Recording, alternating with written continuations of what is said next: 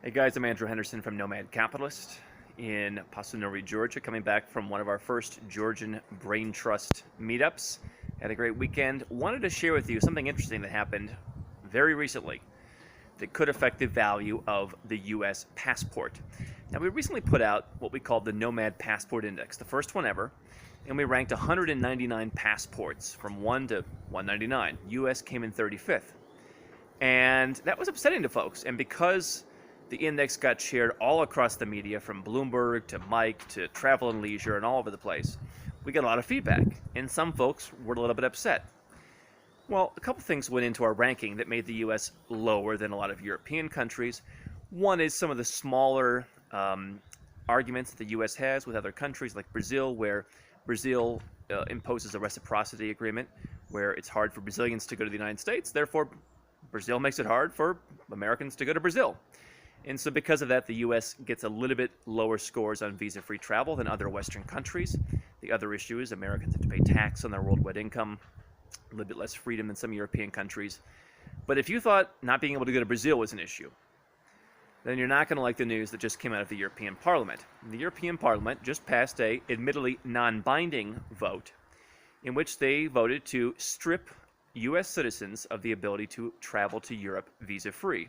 Now, why do they do this? Well, Europe operates its visa-free system on a reciprocity basis. You allow us in, we allow you in. Not all the time, but among especially Western countries, they like it to be equal. The U.S. and other English-speaking countries use a merit-based system. Hey, we don't care if you let us in, that's your problem. We're not going to let you in. And so that's the case with the United States not allowing 5 European Union countries to visit the United States visa-free.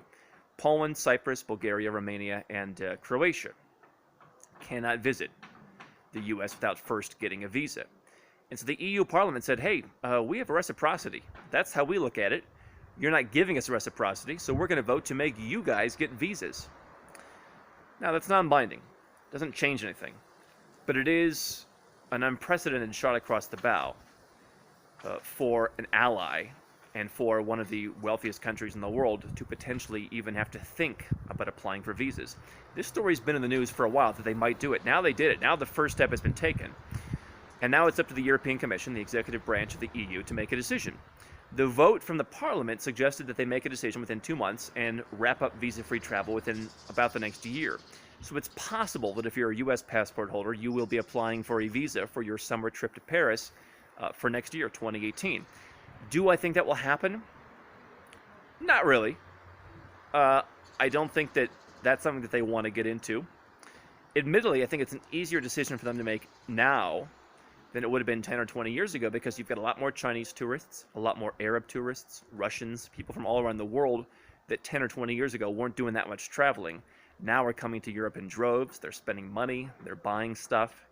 And I think now it's easier to tell one country, hey, you're not playing by the rules. Sorry. I don't think they'll do it, so I wouldn't freak out just yet. But it brings up an interesting point, and that is that your government is in control of how good your passport is. And we're seeing now that countries are going to start being tougher on each other. I think that's a trend you're going to see in the next 5 to 10 years. Just like you're seeing banking becoming more difficult, just like you're seeing setting up a company offshore being more difficult, I think you're going to see passports having more stringent rules placed upon them. And the U.S. isn't a country that likes being told what to do. They don't like being told, hey, we're letting you guys come, you should let the Poles in, or the Croatians in. I don't think that if it came down to actually letting those 5 countries in, European Union nationals, not much of a threat, but if the U.S. had its hand forced, my guess is they would just say, hey, okay, great, so be it. We'll let our passport be ranked 90th, out of 199. So be it. When, we don't want our people traveling anyway. Go to Kentucky, check out the mountains, whatever.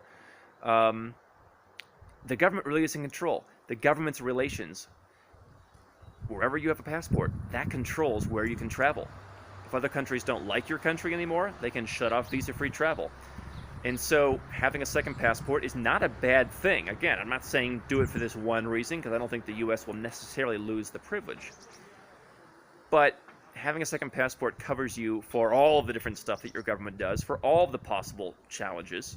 that your passport could cause for you.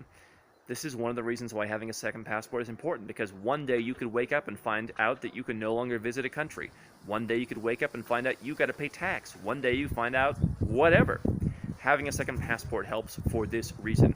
Not a reason to freak out yet, but definitely a step in the wrong direction if you're a U.S.